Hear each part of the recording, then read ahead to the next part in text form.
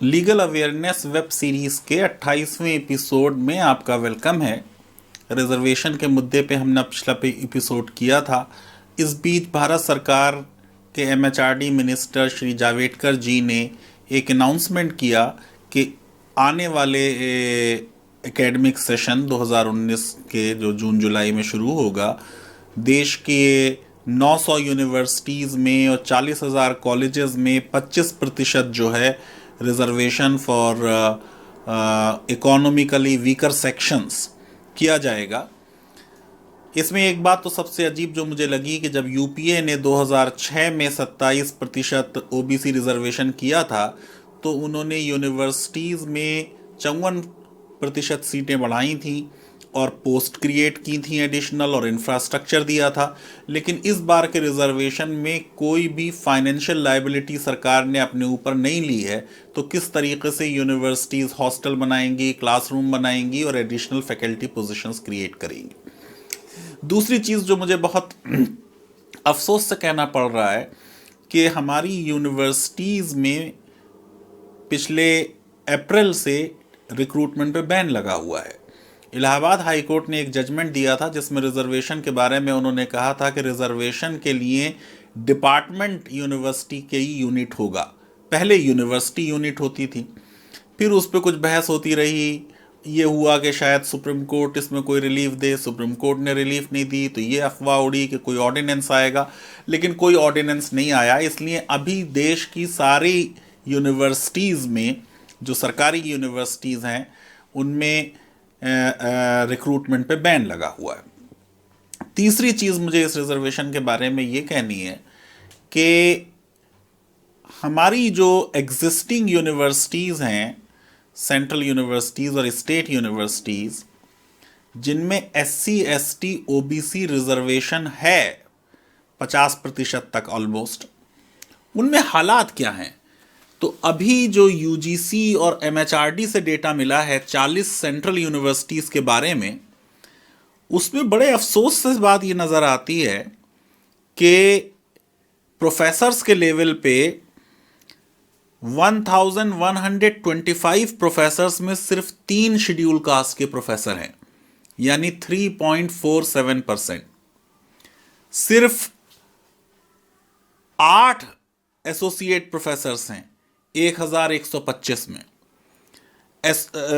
Associate professor में 2620 में सिर्फ 130 शेड्यूल कास्ट के एसोसिएट प्रोफेसर हैं, यानी 4.96, और 34 शेड्यूल ट्राइब के हैं, यानी 1.3। असिस्टेंट प्रोफेसर 7741 हैं इन 40 यूनिवर्सिटीज़ में।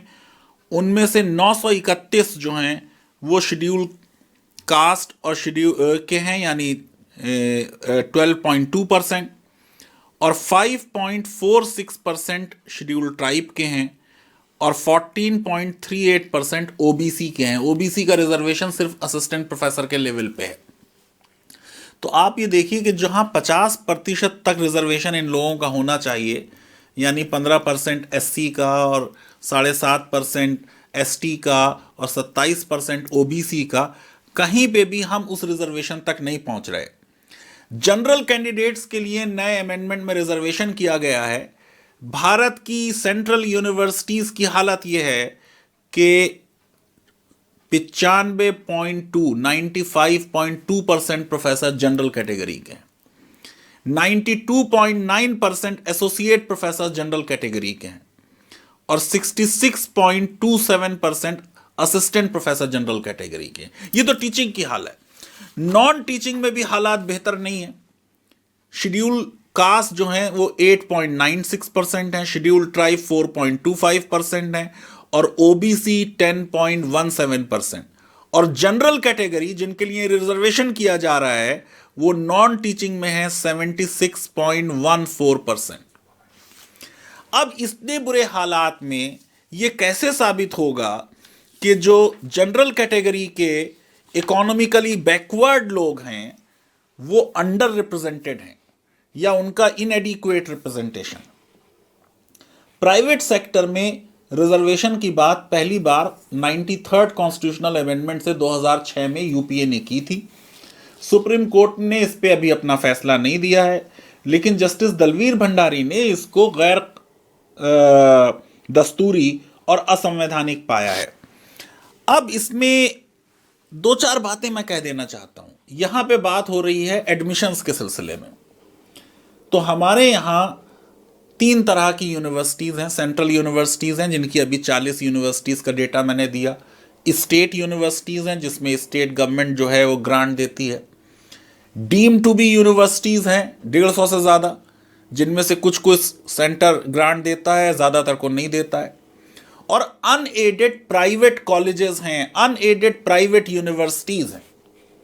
इन यूनिवर्सिटीज़ पे जिनमें सरकार एक भी पैसा उनको नहीं देती, अपनी रिजर्वेशन की स्कीम कैसे लागू करेगी और कैसे वो कॉन्स्टिट्यूशनल मानी जाएंगी। अशोक ठाकुर के केस में, जिसका मैंने अभी जिक्र किया, सुप्रीम कोर्ट ने इस मुद्दे पे कुछ नहीं कहा, क्योंकि कोई भी प्राइवेट इंस्टीट्यूशन सुप्रीम कोर्ट के सामने नहीं था। अब जब ये रिजर्वेशन लागू होगा तो प्राइवेट इंस्टीट्यूशन इसे चैलेंज करेंगे। सुप्रीम कोर्ट की एक बड़ी संविधान बेंच इस पे बनेगी।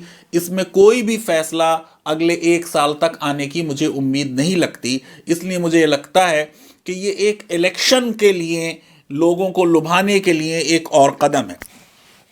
अब देखिए, टीएमए पाई में जहां 11 जजेस की बेंच थी, और फिर इनामदार में जहां टीएमए पाई को एक्सप्लेन किया एक 7 जज बेंच ने, उसमें साफ तौर से यह बात कही गई कि स्टेट को यह पावर नहीं है कि वो unaided private professional educational institutions में सीट शेयरिंग करे मैनेजमेंट से। सुप्रीम कोर्ट ने साफ किया कि स्टेट को यह पावर नहीं है कि वो प्राइवेट अनएडेड इंस्टीट्यूशंस में रिजर्वेशन का कोटा लागू करे। और सुप्रीम कोर्ट ने साफ कहा कि अगर रिजर्वेशन का कोटा प्राइवेट अनएडेड इंस्टीट्यूशंस में लागू किया जाता है, जिनको मैक्सिमम ऑटोनॉमी होगी एडमिनिस्ट्रेशन में, तो वो नेशनलाइजेशन ऑफ एजुकेशन होगा, और नेशनलाइजेशन ऑफ एजुकेशन परमिटेड नहीं है। देखिए, हमारे कॉन्स्टिट्यूशन में सिटीजन्स को कुछ बेसिक फंडामेंटल राइट्स दिए गए। तो आर्टिकल 19 में एक राइट है, freedom of trade, occupation, business and profession. तो एजुकेशन जो है वो प्रोफेशन नहीं है, एजुकेशन बिजनेस नहीं है, एजुकेशन ट्रेड नहीं है, लेकिन एजुकेशन एक ऑक्यूपेशन है। ऑक्यूपेशन उस चीज को कहते हैं, उस एक्टिविटी को कहते हैं जिससे लोग अपनी रोजी रोटी कमाने के लिए, अपना लाइवलीहुड अर्न करने के लिए करते हैं। अब ये जो प्राइवेट सेक्टर एजुकेशन में इन्वेस्ट करता है, अच्छे अच्छे कॉलेजेस बनाता है, मेडिकल कॉलेजेस, इंजीनियरिंग कॉलेजेस, ये इनका एक ऑक्यूपेशन है और ये उनका एक मौलिक अधिकार है। और क्योंकि सरकार उन्हें एड नहीं दे रही, तो सुप्रीम कोर्ट ने कहा उनको उसमें पूरी ऑटोनॉमी होगी। आप देखिए कितने अफसोस की बात है कि हम इतना एजुकेशन की बात करते हैं और कहते हैं भारत विश्व गुरु बनेगा। पिछली कई सरकारों ने, कांग्रेस की सरकार हो, चाहे यूपीए की सरकार हो या और कोई सरकारें हो, बीजेपी की सरकार हो, कितने सरकारी हाई स्कूल और इंटर कॉलेजेस इन्होंने बनाए हैं। प्राइवेट सेक्टर में पूरी स्कूल एजुकेशन पिछले 10-15 साल से जा चुकी है। इसलिए मोदी सरकार को इस पे ब्लेम देना सही नहीं होगा। कांग्रेस की सरकारों ने भी इसमें कोई अच्छा काम नहीं किया। हायर एजुकेशन भी ज्यादातर जो है वो अब प्राइवेट सेक्टर में चली जा रही है।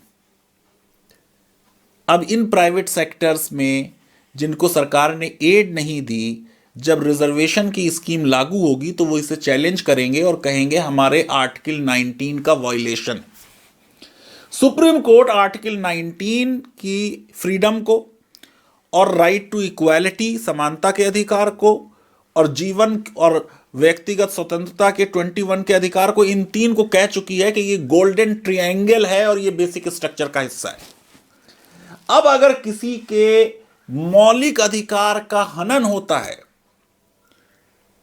वो नलिफाई हो जाता है अधिकार उसका पूरा, तो उसको बेसिक स्ट्रक्चर का वायलेशन माना जा सकता है।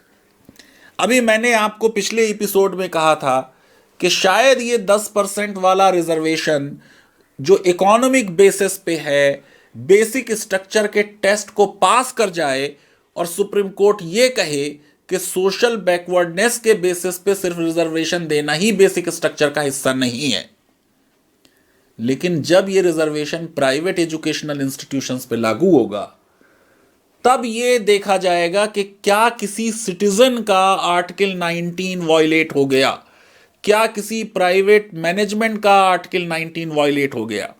मुझे अफसोस के साथ कहना पड़ता है कि सुप्रीम कोर्ट ने जिस तरीके से नीट लागू करा दिया प्राइवेट इंस्टीट्यूशंस पे जबरदस्ती, उससे भी उनकी ऑटोनॉमी वायलेट हुई। इसमें प्राइवेट अनएडेड माइनॉरिटी इंस्टीट्यूशंस की भी ऑटोनॉमी वायलेट हुई, क्योंकि सुप्रीम कोर्ट का 11 जज बेंच के टीएमएफआई जजमेंट में यह कहा गया था कि प्राइवेट इंस्टीट्यूशंस को और माइनॉरिटी इंस्टीट्यूशंस को अपने स्टूडेंट्स को सेलेक्ट करने का जो हक है वो राइट टू एडमिनिस्ट्रेशन का एक एसेंशियल फैसेट है। सिर्फ शर्त यह लगाई थी कि उनकी एडमिशन प्रोसेस फेयर हो और ट्रांसपेरेंट हो। ये दो शर्तें थी। अब यह है कि प्राइवेट इंस्टीट्यूशंस ये कहेंगे कि हमारा आर्टिकल 19 का वायलेट इसलिए वायलेट हो रहा है कि जब आप रिजर्वेशन लागू करेंगे तो उससे शायद एकेडमिक स्टैंडर्ड्स जो हैं वो सेम नहीं रह पाएंगे। वो कहेंगे कि हम इसकी वजह से बहुत अच्छी फैकल्टी को, इंटरनेशनल फैकल्टी को अट्रैक्ट नहीं कर पाएंगे। हमको इंसेंटिव नहीं है एक फर्स्ट रेट इंस्टीट्यूशन बनाने का, और हमारी ग्लोबल रेपुटेशन जो है वो इससे नीचे जाएगी। ये सारी चीज़ें जो हैं इस पे वो आर्गू करेंगे कि जो कॉन्स्टिट्यूशन की आइडेंटिटी है, मैंने पहले भी आपको बताया था पिछले एपिसोड में कि बेसिक स्ट्रक्चर को देखने का एक टेस्ट है विड्थ टेस्ट, दूसरा है आइडेंटिटी टेस्ट, और ये अब तीसरा टेस्ट मैं ये यहाँ पे प्राइवेट इंस्टीट्यूशंस की कॉन्टेक्स्ट में बात कर रहा हूं। ये टेस्ट ये होगा कि what is the impact of the amendment on the rights. अब यहां जो आर्टिकल 19 का राइट्स है उस पे क्योंकि इसका बहुत बड़ा एडवर्स इंपैक्ट पड़ेगा, तो मैं ये समझता हूं कि इस पे ये प्राइवेट इंस्टीट्यूशंस कोर्ट जाएंगे और ये रिजर्वेशन जो है इसको लागू करना सरकार के लिए बहुत मुश्किल होगा। बहुत से जो राजनेता हैं उन्होंने प्राइवेट इंस्टीट्यूशंस बना लिए हैं, बहुत से धर्मगुरु हैं और उन्होंने प्राइवेट इंस्टीट्यूशंस बना लिए हैं। अब काफी लोग सरकारी इंस्टीट्यूशंस के बजाय प्राइवेट इंस्टीट्यूशंस में पढ़ते हैं। मैं ये समझता हूं कि विदाउट प्रिपरेशन इस चीज को इस तरीके से लागू करने में सरकार को बहुत मुश्किल आने वाली है, क्योंकि टाइम बहुत कम है। एक और चीज मैं कहना चाहता हूं कि ये इकोनॉमिक रिजर्वेशन से गरीब लोगों का फायदा जब होता जब हम इसकी डेफिनेशन में जिन लोगों को इंक्लूड करते उसका थ्रेशहोल्ड लोअर रखते। अब हमने ये कहा कि क्योंकि 8 लाख तक के लोग जो हैं वो इसमें शामिल हैं, तो अब हमारा ये पूल बहुत बड़ा हो गया। Reservation for all means reservation for none.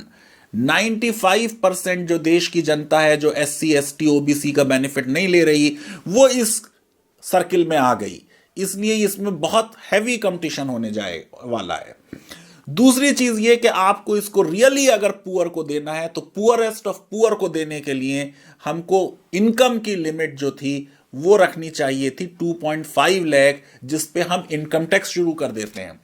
अगर मुझे लगता है कि इसमें कुछ ये चेंजेस किए जाएं तो शायद ये पॉसिबल हो, और सरकार को आगे आके ये कहना पड़ेगा कि हम सारे एजुकेशनल इंस्टीट्यूशंस को जो ये रिजर्वेशन लागू करेंगे उनको एडिशनल फैकल्टी देंगे, एडिशनल इंफ्रास्ट्रक्चर देंगे और एक फाइनेंशियल पैकेज देंगे।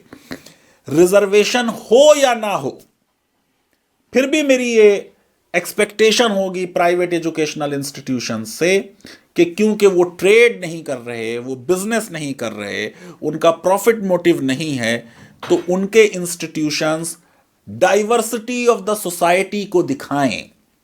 ये बात पहले हो चुकी है, TMAPI में भी कहा गया था कि कंसेंसस अगर हो जाए तो कुछ हद तक रिजर्वेशन लागू किया जा सकता है। मैं ये चाहूंगा कि देश के सारे इंस्टीट्यूशंस और पूरा प्राइवेट सेक्टर, रिजर्वेशन हो या ना हो, लेकिन जो हमारे समाज की डाइवर्सिटी है वो हर इंस्टीट्यूशन में और हर कंपनी में नजर आनी चाहिए। और डाइवर्सिटी का मतलब सिर्फ ये नहीं कि हमारे यहाँ कितनी औरतें हैं, डाइवर्सिटी का मतलब ये नहीं कि हमारा SC ST कितने हैं, बल्कि समाज का हर वर्ग जो है उसका प्रतिनिधित्व उसमें होना चाहिए। लीगल अवेयरनेस वेब सीरीज का ये एपिसोड अगर आपको पसंद आया तो मेरी आपसे रिक्वेस्ट है कि आप YouTube पे जाकर legal awareness web series type करें और हमारे इस चैनल पे आइकन को क्लिक करके सब्सक्राइब करें, ताकि जैसे ही कोई नया वीडियो हम बनाएं उसकी आपको इन्फॉर्मेशन टाइमली मिल जाए। बहुत बहुत शुक्रिया।